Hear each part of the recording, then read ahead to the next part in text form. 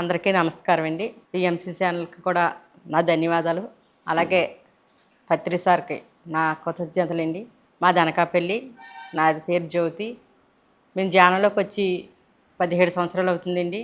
అయితే ధ్యానంలోకి రాకముందు జీవితం ఒక రకంగా, ధ్యానంలోకి వచ్చిన తర్వాత జీవితం ఒక రకంగా ఉందండి. అనారోగ్యాలు ఎక్కువ నాకే ఉండేయండి.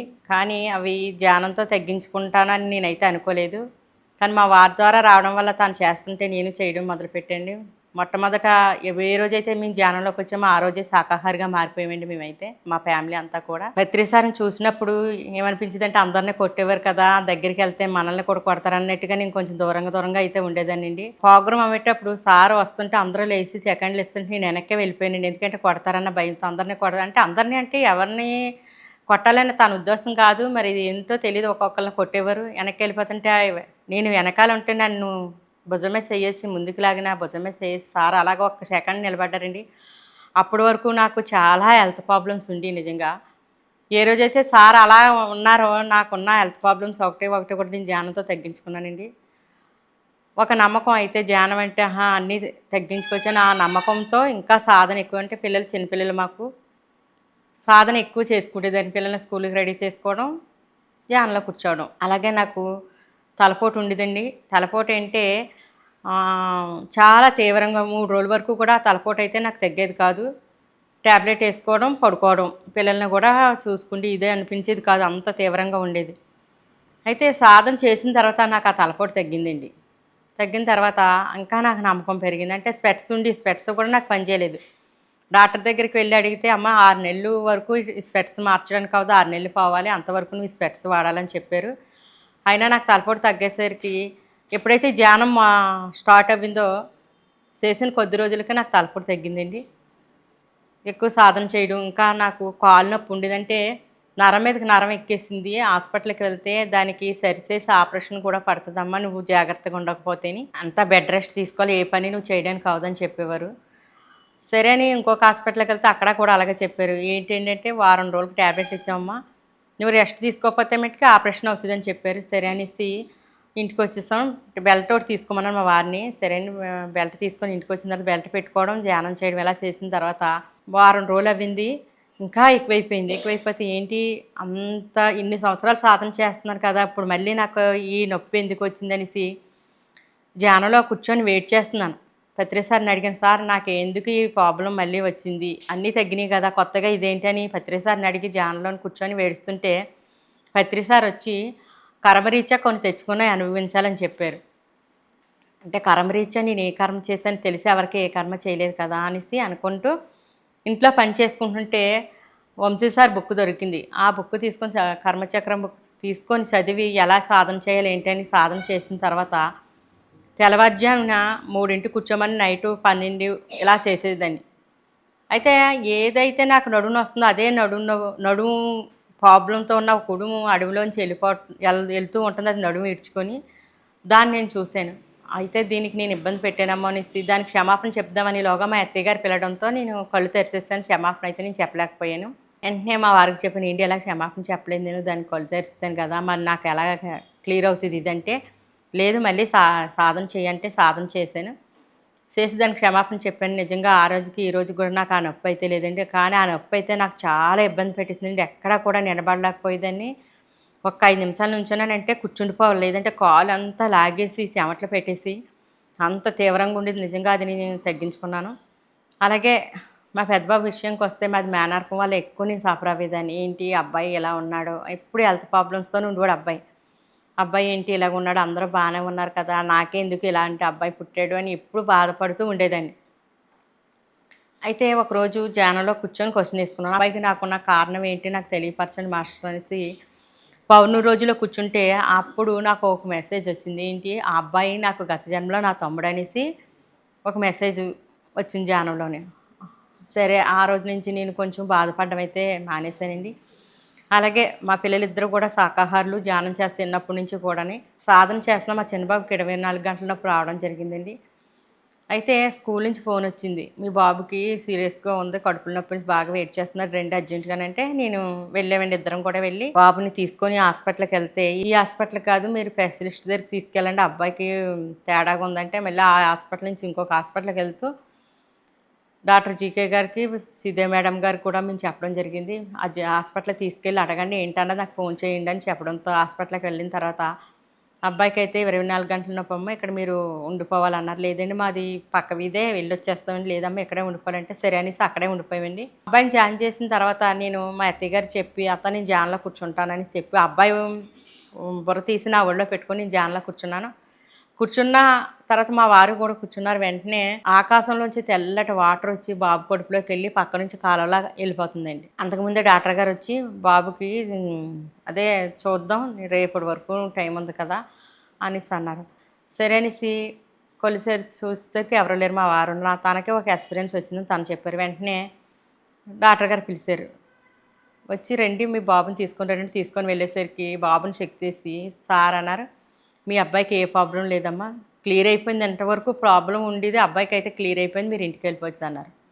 వెంటనే బాబుని తీసుకొని మేము ఇంటికి వచ్చామండి.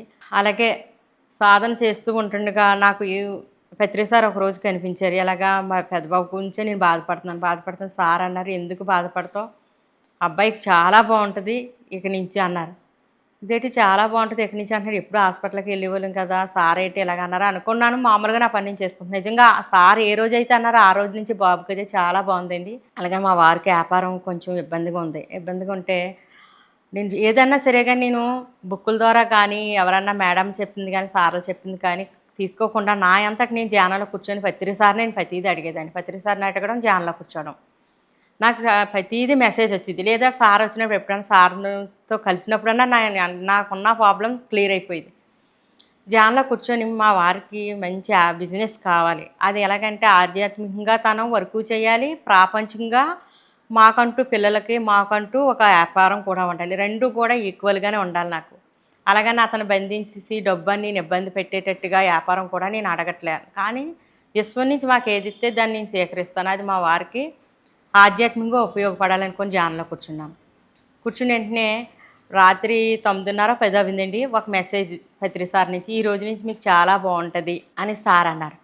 వెంటనే కళ్ళు తెరిచి చూస్తే ఎవరో లేరు. టీవీ కూడా వేసలేదు. వెంటనే మా వారికి ఫోన్ చేసిన, ఏంటి మీరు ఎక్కడ ఉన్నారన్నాను. అంటే ఇప్పుడే జాయిన్ అవుతుంది జ్యోతి ఎల్ఐసిలో అని సార్ చెప్పారు. వెంటనే కళ్ళు తెరిచి చూసి నిజంగా ఆ రోజు నుంచి ఈ రోజు వరకు కూడా మాకైతే చాలా బాగుందండి. చెప్పాలంటే ఎంతో ఆనందంగా హ్యాపీగా కూడా ఈ ధ్యానం వల్ల. ఎందుకంటే ప్రతి ఒక్కరికి కుటుంబంతో ఉంటే సమస్యలు లేవని నేను అన్నాను. కానీ నా వరకు అయితే నేను చాలా ఫేస్ చేశాను. దాని నుంచి ఎలా బయటపడాలి, ఎప్పుడు సఫరింగ్‌తో ఏదో కోల్పోయిన దానిలాగా దిగులుగా ఉండేదాన్ని.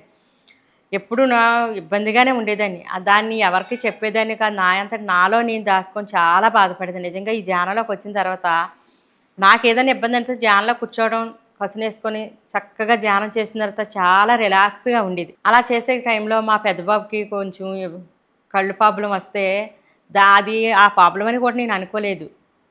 అనుకోసరికి జీకే సార్ మా ఇంటికొచ్చి బాబుకి ఇబ్బందిగా ఉంది సార్, అవుతానంటే లేదు హాస్పిటల్‌కి తీసుకెళ్ళి చూపించి నాకు ఫోన్ చేయండి అంటే సార్‌కి వెంటనే హాస్పిటల్‌కి తీసుకెళ్ళి రిపోర్ట్‌లు పెట్టడం జరిగిందండి. అవి చూసి సార్ అన్నారు, అబ్బాయికి వెంటనే స్పెట్స్ వేయించండి, సైట్ ఉందని చెప్పారు. ఆ అబ్బాయికి తర్వాత పిల్లలదంటే తల్లిదండ్రులదే బాధ్యత. ఎందుకంటే ఎక్కువగా తల్లిదండ్రులని తీసుకోవాలి. ఏదన్నా బాధన్నా, నొప్పన్నా పిల్లలకన్నా తల్లిదండ్రులకు ఎక్కువ తెలుస్తది. కనుక మీ తల్లిదండ్రులు ఇద్దరు ధ్యానంతో పాటు జ్ఞానం కూడా తీసుకోవాలనేసరికి సరే అండి నేను తీసుకుంటాం అనేసి ఏదైతే సార్ చెప్పారో అది మేము మా బాబు చేత చక్కగా ఆ అబ్బాయి చేత మేము కూడా ఆచరించేసరికి ఆ అబ్బాయిలో చాలా ప్రాబ్లం అయితే తగ్గిపోయిందండి. ఇది ఇలా ఉంటుండగా నాకు రీసెంట్‌గా ఏంటయిందంటే ప్రాబ్లం వచ్చిందండి. అంటే ప్రాబ్లం వచ్చేస్తే ఏంటి మిక్సీ కొట్టినా మాది రోడ్డు మీద ఇల్లు బైక్‌లు ఏమన్నా వెళ్ళినా నా ఓర్మని సౌండ్ వచ్చేసేది గీమనేసి. నేను దాన్ని పట్టించుకోలేదు. ఎందుకో అలాగవుతుందని అలా నేను ఉండిపోయేసరికి రాను రాను దాన్ని ఇబ్బందికరంగా అంటే పిలిచానో వినబడలేని స్థితిలోకి నేను వెళ్ళిపోయాను. వెళ్తే ఒకరోజు మా అత్తయ్య గారు పిలిచినా నాకు వినిపించలేదు. అప్పుడు నాకు అనిపించింది. మా అత్తయ్య గారు అన్నారు, 3, 4 సార్లు పిలిచానే నీకు వినబడలేదు. వినబడలేదని ఆమె అనుకుంటుంది, నాకు వినబడలే.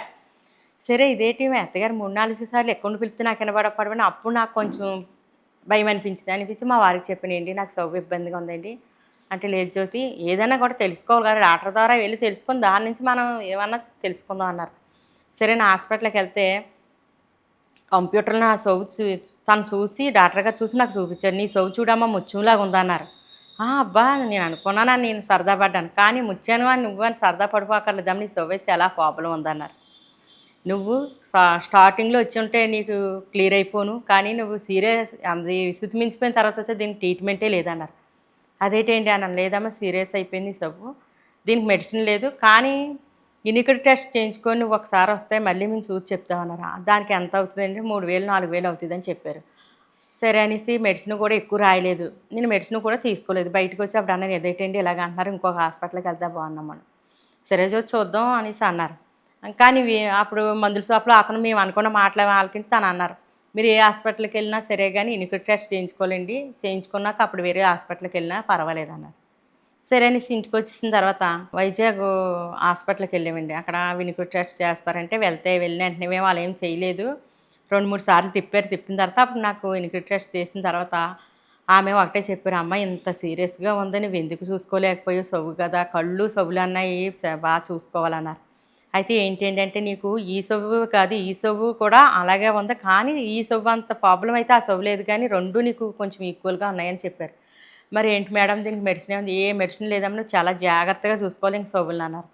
అంటే జాగ్రత్త అంటే ఏంటి మేడం అన్నాను. అంటే ఏదైనా డీజే దగ్గర కానీ, లేదంటే ఎక్కువ సౌండ్‌లొచ్చే దగ్గర కానీ, గోలగా ఉన్న చోట ఎక్కడ కూడా నువ్వు ఉన్న దగ్గర ఉండకూడదు. చాలా సైలెంట్‌గా ఉన్న చోటే నువ్వు ఉండాలని చెప్పారు. అయ్య బాబోయ్! ఎలా అయితే ఎలా ఉంటానో అని నేను అనుకున్నాను మనసులో. సరే ఏదైతే అది అవుద్దని ఇంటికొచ్చేసాను. వచ్చిన తర్వాత నేను బాధపడ్డాను. ఏంటండి అంటే నా జీవితంలో ప్రతీది కూడా ధ్యానంలోకొచ్చిన తర్వాత ఒక సవాలుగా నాకు అన్నీ కఠినమైన ప్రాబ్లమ్స్ వచ్చి దాని నుంచి జ్ఞానం తీసుకున్న తర్వాత ధ్యానం చేసినారు అవన్నీ తగ్గిపోయాయి. కానీ ఇది కూడా నాకెందుకొచ్చింది? నేను ఎక్కువ ఏమి చేయలేను కదండీ! మీరంటే ప్రచారం చేస్తారు. నేనంతా కూడా చేయలేనని మా వారితో చెప్తే తను ఒకటే అన్నారు. మా వారంటే బద్రి గారండి. తను ఒకటే అన్నారు. జ్యోతి లేదు ప్రత్యక్ష జ్ఞానం, పరోక్ష జ్ఞానం అనేసి మనం బాబుకి ఎంతో మనం సబ్జెక్ట్ తీసుకున్నాం కదా! అదే బాబు వరకు తీసుకున్నాం. పరోక్షంగా అంటే నువ్వు తీసుకోవాలి ఇప్పుడు. దానికి నేను చెప్పినట్టు నువ్వు చెయ్యి అన్నారు. సరే అండి ఏం చేయాలంటే గురువు ద్వారా విన్న విషయాలు పెడచెవిన పెట్టడం. అంటే అప్పుడు చాలా సార్లు జీకే సార్ నాకు చెప్పేవారు. మేడం మీరు ఎళ్లి 11 రోజులు క్లాసులు వినండి.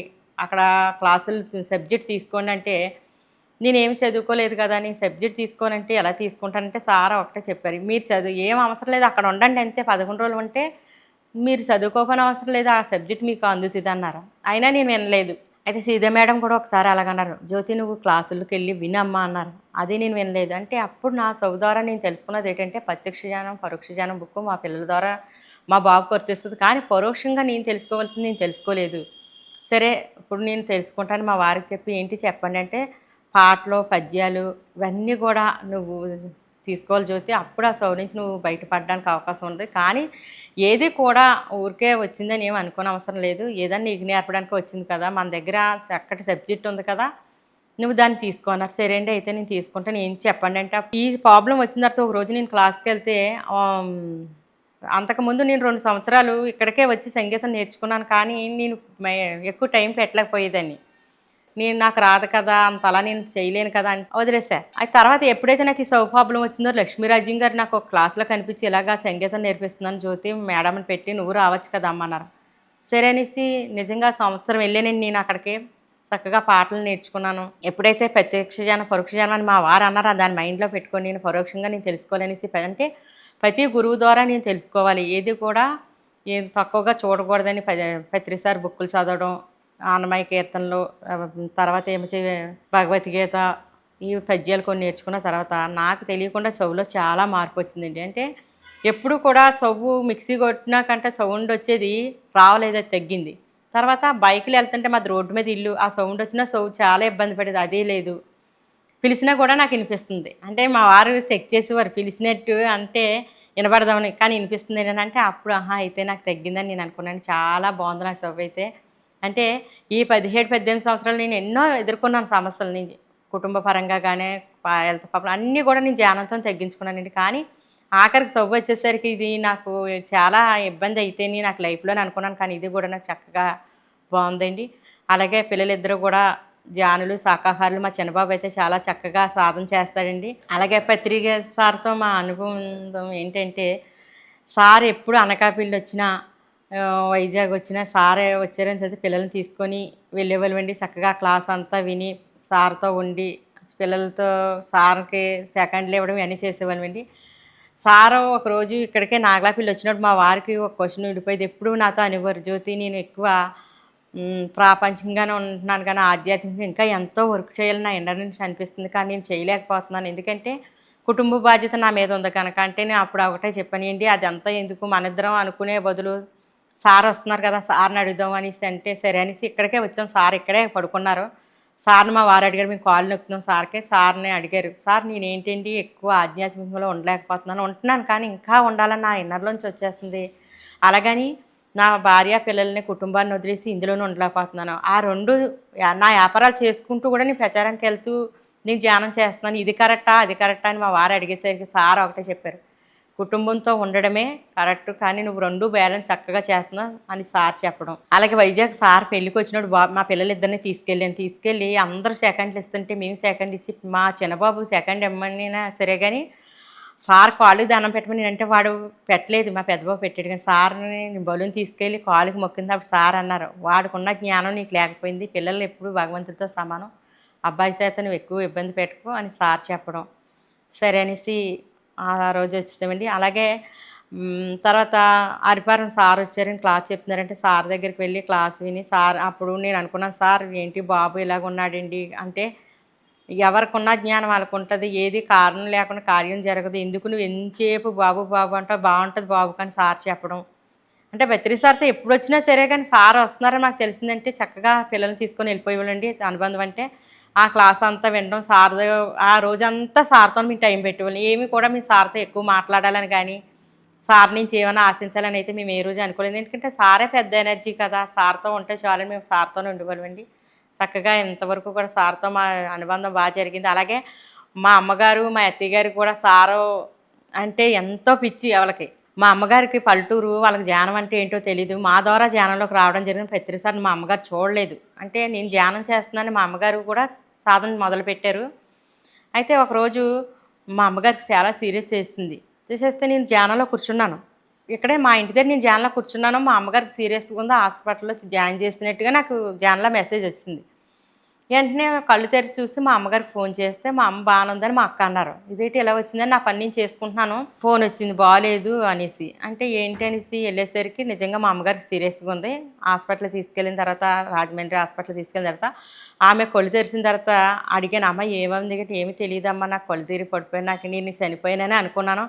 కానీ తెల్లగా ఉండి అతను గడ్డలు అయ్యి ఉండి ఒక అతను వచ్చారమ్మా, అతను అన్నారు నీకేం అవ్వదు, నీకు ఇంకా చాలా వర్క్ ఉంది ఇక్కడ, నువ్వు చాలా బాగుంటావని చెప్పారమ్మా అన్నారు. ఓకే అనేసి అన్న తర్వాత నా దగ్గర ఎప్పుడు సార్ బుక్ ఏదో ఒకటి ఉండేదండి, హ్యాండ్ బ్యాగ్లో బుక్ తీసి ఇతనే ఇటమ్మంటే అవునమ్మ ఇతనే. అప్పటి వరకు కూడా మా అమ్మగారు సార్ని అయితే చూడలేదు, ఇతనే చూసానమ్మా నేను మా అమ్మగారు చెప్పడం. సరే అనేసి ఇంటికి రావడం జరిగింది. అలాగే మా ఆయన గారికి ఒకరోజు పెళ్ళికి వెళ్తే అండి మా వారు నేనును టపాసికాయ పేలి గుడ్డు తగిలి గుడ్డు అంటే బ్లడ్ వచ్చింది తనకి. అంటే కొన్ని ఏమీ కనిపించలేదు.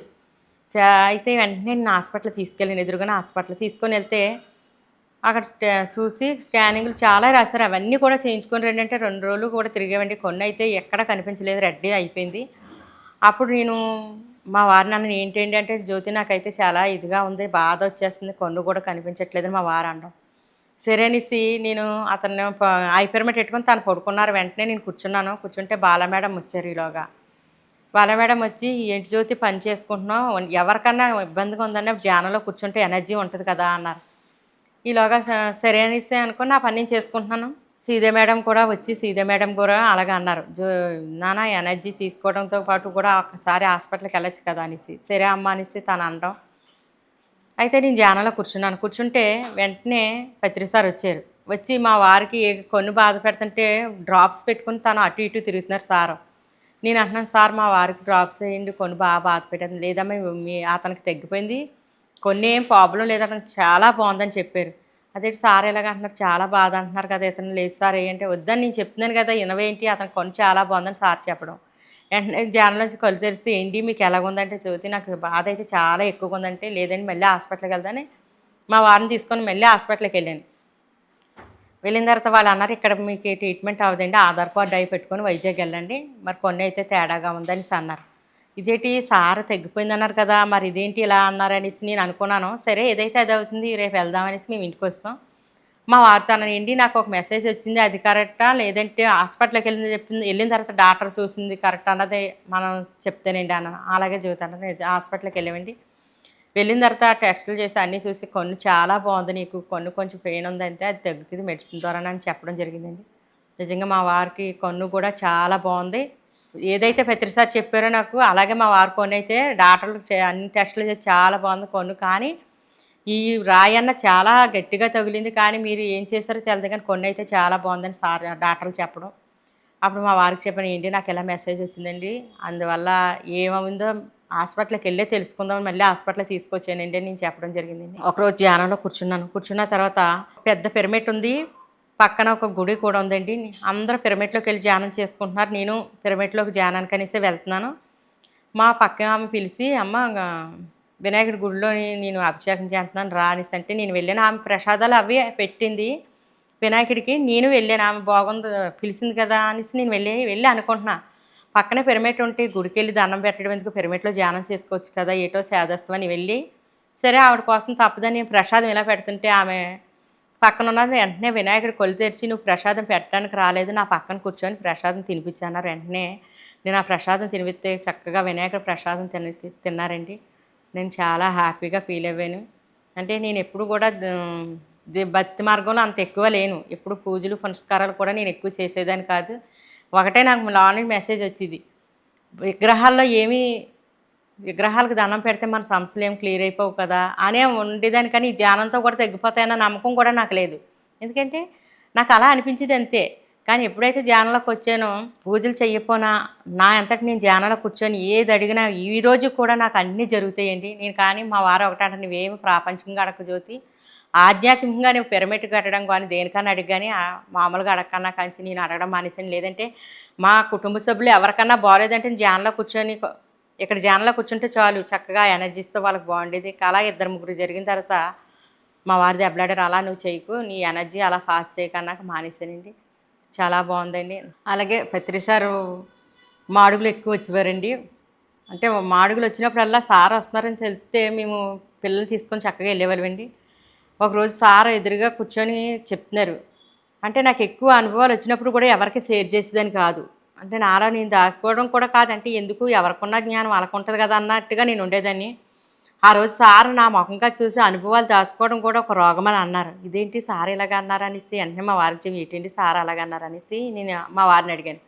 మరి సార్ ఎప్పుడు అదే కదా జ్యోతి చెప్తారు, అందరికీ అనుభవాలు పంచాలంటారు కదా, నీకు ఎన్నో అనుభవాలు వస్తాయి కానీ ఎవరికి చెప్పవు, అది కరెక్ట్ కాదు అనేసి అన్నారు. సరే అండి అయితే ఈరోజు చెప్తాననేసి ఆ రోజు నుంచి నేను ఎవరికన్నా ఎక్కడన్నా క్లాస్కి వెళ్ళినా ఎక్కడికి వెళ్ళినా నాకు ఏ అనుభవం వస్తే ఆ అనుభవం చెప్పేదండి. అలాగే మాడుగులు ఎప్పుడు సార్ రావడం, సార్తో మేము వెళ్ళడం, సార్ భోజనాలు వడ్డించడం, ఆ భోజనం చేయడం, సార్ ఎప్పుడూ ఒకటే అనేవారు, ఆడ మగన్నా తేడా లేదు, ఆడవాళ్ళు వడ్డించినప్పుడు మగవాళ్ళు తినడం, మగవాళ్ళు వడ్డించినప్పుడు ఆడవాళ్ళు తినడం అన్నప్పుడు నాకు ఇదేంటి సార్ ఇలా చెప్తున్నారని అనిపించేది. కానీ చక్కగా సార్ వడ్డించేవారండి, తినేవాళ్ళు. పిల్లలు కూడా మా పిల్లలు చిన్నపిల్లలు తీసుకొని వెళ్ళమని తినేవాళ్ళు.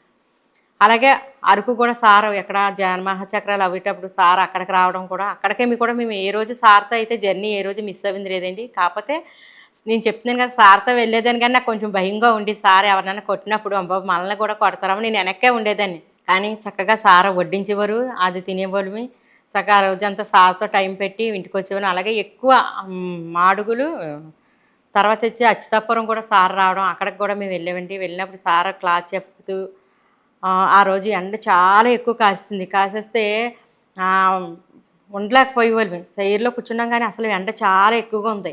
వెనక్కి చిన్నపిల్లలు వెళ్ళిపోదామా అంటే సారు క్లాస్ మిస్ అయిపోతామని అలా కూర్చొని పిల్లలు కూడా పేచి పెట్టేవారు కాదు, చక్కగా వాళ్ళు కూడా అలా ఉండిపోయారు. సార్ ఒకటే అన్నారు, ఇది ఎండని ఎవరు అనుకోకండి, వెన్నెలని అనుకోని కళ్ళు మూసుకోండి ఒక్క నిమిషం అన్నారు సారు. నిజంగా అలా సారు ఒక్క నిమిషం ధ్యానం చేయించారు. వెంటనే మబ్బేయడం, చల్లగా గాలి, ధ్యానంలో ఉంటుండే చల్ల గాలికి అనిపిస్తే సార్ ఒకటని ఎవరో కళ్ళు తెరవకండి, చక్కగా ఎండ కాదు ఇది వెన్నెలని ఎవరైతే అనుకున్నారో వాళ్ళందరూ కళ్ళు మూయండి అంటే అందరూ కళ్ళు మూసి ధ్యానం చేసేవాడిని. నిజంగా ఆ రోజు సార్ ఇంకా అలా మాట్లాడుతూ ఉంటున్నారు. కానీ ఎండ చాలా తీవ్రంగా ఉన్నది కూడా, వెంటనే వర్షం పడేసరికి చాలా హ్యాపీ ఫీల్ అవ్వండి అందరూ కూడా. ఎందుకంటే నేను అనుకున్నాను ఇంక సార్ని చూసాం, సార్ క్లాస్ కొంచెం విన్నాం కదా, వెళ్ళిపోదామండి, ఎందుకంటే పిల్లలకి ఎండ ఎక్కువ తగులుతుంది కదంటే. మా వారైతే మటుకు ఏది లెక్క చేసేవారు కాదు. సార్ ఎప్పుడు వచ్చినా సార్తో మనం ఆ టైం పెట్టేయాలి, మన పనులు ఏమున్నా సార్ ఎప్పుడో వస్తారు కదంటే అలాగని సార్తో ఉండడం. ఇలా జరిగిందండి. అరకు ఎక్కడ పడితే సార్ ఎక్కడికొచ్చినా మేము వెళ్ళేవాడిని పిల్లల్ని తీసుకొని. అలాగే ఒకరోజు సార్ వచ్చారు ఎక్కడికి ఐఎఫ్ఎస్ ప్రోగ్రామ్ బద్రి గారు, తర్వాత బాల మేడం వీళ్ళందరూ చేశారు. చేస్తే ఆ రోజు 3 రోజులు ప్రోగ్రామ్ అండి అది. అయితే నాకు ఆ ప్రోగ్రామ్ తాను చూసుకుంటూ నాకు చిన్న పనులు నేను చేసేదాన్ని. అయితే సార్ అన్నారు ఆ రోజు క్లాస్ అంతా అయిపోతుంది కానీ ఎవరికున్న ప్రాబ్లమ్స్ వాళ్ళు చెప్పారు. అది ఓకే. అది పర్సనల్‌గా అనుకోవచ్చు. నేను నేను గిల్టీ ఫీలింగ్ అవ్వాను. ఎందుకంటే వర్క్ అంతా మా వారే చేశారు. అది నేను ఎప్పుడు నేను చచ్చింది చెప్పాలి గనక. కానీ ఇవందరం మేము చేసాం అంటే నా ఇన్నర్‌లో నాకు అనిపించింది ఆ రోజు. వర్క్ అంతా మీరు చేసి మా వారు స్టేజ్ మీదకే రాలేదు వెనకున్నారు. అదేంటండి అంత వర్క్ చేసి మీరు వెనక్కి ఎందుకుంటారు? సార్ దగ్గరికి వెళ్ళొచ్చు కదంటే మా వారు బద్రి గారు ఒకటన్నారు. పని చేసినా చేయకపోయినా ముందు ఎవరు ఉండకూడదు జ్యోతి వెనకే ఉండాలా. మనం విశ్వానికి చేసాం సార్ ముందుకెళ్ళి ఫోటోకి నిలబడాల్సిన లేదు అని మా వారు అన్నారు. నా మనసులో అయితే ఫీలింగ్ ఉంది. అందరూ ఇటు నేను చేశాను అంటున్నారు. కానీ చేసి మీరు ఉంటున్నారు వెనక నేను ఎదర కూర్చొని నేను అలా అనుకుంటున్నాను. ప్రకాష్ సార్ అన్నారు. ప్రకాష్ గారు చాలా బాగా చేశారేంటంటే అప్పుడు ప్రకాష్ సార్ అన్నారు. సార్ నేను చేయలేదండి. అనకాపల్లి బద్రి గారు చేశారు ఈ వర్క్ అంతా అన్నారు. బద్రి ఇందాక నుంచి బద్రి అంటున్నారు. అతను ఎక్కడా కనిపించలేదేంటని సార్ అడిగారు. అప్పుడు పిలిచారు. బద్రి అంటే ఎవరో రండి అంటే అప్పుడు మా వారు వచ్చారు. అప్పుడు నన్ను ఎదురుగా కూర్చొని నన్ను కూడా పిలిచి రండి అని పిలగానే వెళ్ళి సార్తో ఫోటోలు తీసుకోవడం. సార్ నిజంగా ఆ రోజు మా వారికి ముద్దు పెట్టారు. ఇంత వర్క్ చేసి వెనక్కి ఎందుకున్నావు ఏంటయ్యా అనేసి ముద్దు పెట్టారు సారు. నేను హ్యాపీ ఫీల్ అంటే అక్కడ సార్ దగ్గర మా వారు వర్క్ చేసి వెనక్కుంటున్నారు. కనీసం ఫోటోకి కూడా రాలేదని నేను ఫీల్ అయ్యాను. కానీ సార్ ఎప్పుడైతే మా వారిని పెట్టుకొని ముద్దు పెట్టాను నేను హ్యాపీ ఫీల్ అయ్యాను. అలాగే గంగా పిరమిడ్కి వచ్చారు సార్ ఒకరోజు. ఆ రోజు ఎండ ఎక్కువగానే ఉంది. మా మామయ్య మేమందరం మా ఫ్యామిలీ అందరం కూడా వెళ్ళాం. వెళ్ళేసరికి ర్యాలీ అవుతుంది సార్తోని. ర్యాలీ అవుతుంటే మా వారు ఆ ర్యాలీలో మా వారు పాల్గొన్నారు. కానీ ఆ ర్యాలీ అంతా అయిపోయిన తర్వాత ఇంట్లోకి వెళ్తుంటే ఇంకా పూజ అవుతుంది ఆగండి కొంచెం ర్యాలీ చేసారండి అంటే నాకు అనిపించింది ఇదేంటి అంతటా భగవంతుడే మన దగ్గరికి వచ్చిన తర్వాత ఇంకా అతను బయట నిలబెట్టి పూజల్లోకి వెళ్ళడం ఏంటి అని నాకు అనిపించిన తర్వాత నిజంగా నేను ఆ రోజు చాలా హ్యాపీ ఫీల్ అయ్యాను. ఎందుకంటే సారు నిలబడండి అన్నా సరే సార్ మొఖంలో ఏం కోపం కానీ ఇప్పుడు మామూలుగా అందరినీ కొట్టేవారు. మరి ఆ రోజు ఏమీ అనలేదు, కూల్గా ఉన్నారు. ఓకే ఓకే ఇంకేమన్నా ఉందా ర్యాలీ చేద్దామన్నారు సార్. నాకు అనిపించింది గురువు అంటే ఇలా ఉండాలా అనేసి అనుకున్నాను. నేను ఎవరైనా కాళ్ళు దండం పెట్టినా సార్ పెట్టనిచ్చేవారు కాదు, తిరిగి వాళ్ళకే పెట్టేవారు.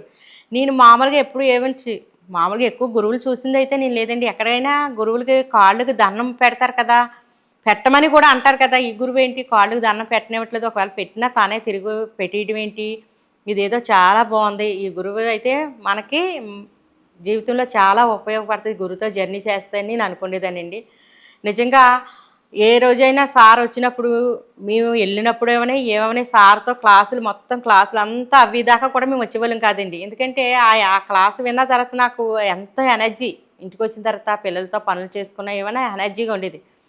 కానీ ఒకరోజు ఆ సార్ని ధ్యానంలో కూర్చొని నేను అడిగాను, సార్ ఎప్పుడు కూడా మీరు అందరికీ అన్నీ చేస్తున్నారు కదా, మా వరకు ఏంటంటే ఏదైనా మార్పు జరగచ్చు కదా అనేసి. కానీ అన్న తర్వాత సార్ ఒకరోజు మామూలుగానే వచ్చారు. వచ్చినప్పుడు సార్ అన్నారు, సార్ ఏంటండి పిల్లలతో ఇలా ఉంటుంది అని మామూలుగా నేను అనుకుంటున్నాను, సార్ని చూస్తూనే అనుకున్నాను. కానీ సార్ అన్నారు అప్పుడు ఎవరన్నా సరే కానీ ఏదో వచ్చేస్తుందని ఏది ఆశించి ఏది చేయకూడదు, ఎవరికి అందవలసింది వాళ్ళకి అందుతుందని సార్ చెప్పారు. నిజంగా ఆ రోజు నేను అనుకున్నాను, నేను ఏదో కావాలనే కదా అనుకుంటున్నాను. కానీ సార్ చెప్పింది నాకు చాలా బాగా నచ్చింది అది కూడా. అలాగే ఒకరోజు ధ్యానంలో కూర్చొని మా పెద్దబాబు కోసం నేను ఎప్పుడు మా పెద్దబాబు కోసమే ధ్యానంలో కూర్చొని నేను ఏడుస్తున్నాను, ఏంటి అబ్బాయి ఇలాగ ఉన్నాడనేసి. అప్పుడు సార్ అన్నారు, అబ్బాయి కోసం ఎన్నిసార్లు నీకు చెప్పినా అబ్బాయి కోసమే ఎందుకు బాధపడతావు, అబ్బాయి నిజంగా చాలా బాగుంటాడని చెప్పాను కదా నీకు అంటే గతంలో ఒకసారి చెప్పినప్పుడు మళ్ళీ నేను అలాగే బాధపడుతున్నాను అన్న తర్వాత సార్ వస్తుంటే మా అబ్బాయి పరిగెట్టుకెళ్తుంటే సార్ అలా పట్టుకున్న అబ్బాయిని సెకండ్ ఇచ్చి అలా పట్టుకున్న తర్వాత అబ్బాయి నిజంగా ఎంత యాక్టివ్గా ఉన్నాడండి ఆ రోజు. అంటే సార్ దగ్గర ఏదో ఎనర్జీ ఉందనేసి నాకు అనిపించింది. ఇంకా కూడా చక్కటి అవకాశం ఇచ్చిన పిఎంసి ఛానల్కి నేను ధన్యవాదాలు తెలుపుకుంటున్నానండి.